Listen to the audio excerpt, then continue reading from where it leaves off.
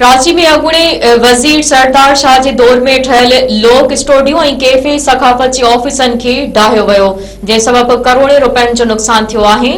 मालूम थियो आहे त सियाहत खाते जे निगरान सूबाई वज़ीर अरशद वली मोहम्मद जे हुकुम ते कराची में अब्दुल्ला शाह गाज़ी लॻ पिथम बिल्डिंग में क़ाइम सियाहत वारे वज़ीर जे ऑफिस मथां करोड़े रुपयनि जी मालियत सां ठहियल लोक स्टूडियो ऐं कैफे सखाफ़त जा सेट पटे उछलाया विया, जिन में कीमती computer, audio video system, recording panels, ultra light system ऐं ॿियो सामान पियल हो। ज़रियनि जो चवणु आहे त निगरान सूबाई वज़ीर अरशद वली मोहम्मद उहा कार्रवाई उन बुनियाद ते कई त उहा बिल्डिंग सियाहत खाते जी आहे, उन में सखाफ़त खाते जा स्टूडियो क़ाइम नथा थी सघनि। ज़रियनि जो चवणु आहे त सखाफ़त खातो न रुगो पंहिंजे आसासनि खे बचाइण में नाकाम वियो, पर लोक स्टूडियो ऐं कैफे सखाफ़त जे ऑफिसनि खे ढाहण वारे मामले खे काफ़ी वक़्त ताईं लिकाइण जी पिणु कोशिश कई, जंहिं बाद अॼु सोशल मीडिया ते तस्वीरूं वायरल थियूं आहिनि।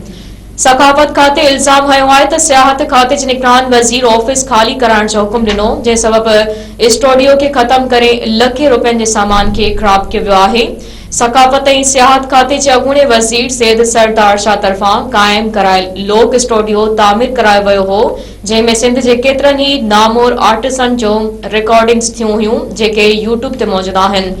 कैफे सखाफ़त में जदीद दौर जे समूरनि नालेवारनि आलमनि, अदीबनि, फनकारनि, अदाकारनि ऐं रागियनि जा यादगार इंटरव्यू कया वेंदा हुआ, जेके पिणु यूट्यूब ते पियल आहिनि। सिंध जे सुञाण धुरियनि निगरान हुकूमत जे अहिड़े अमल ते सख़्त मज़म्मत कंदे चयो आहे त निगरान हुकूमत उन क़िस्म जे क़दमनि वसीले पंहिंजा अख़्तियार ओरांगे रही आहे।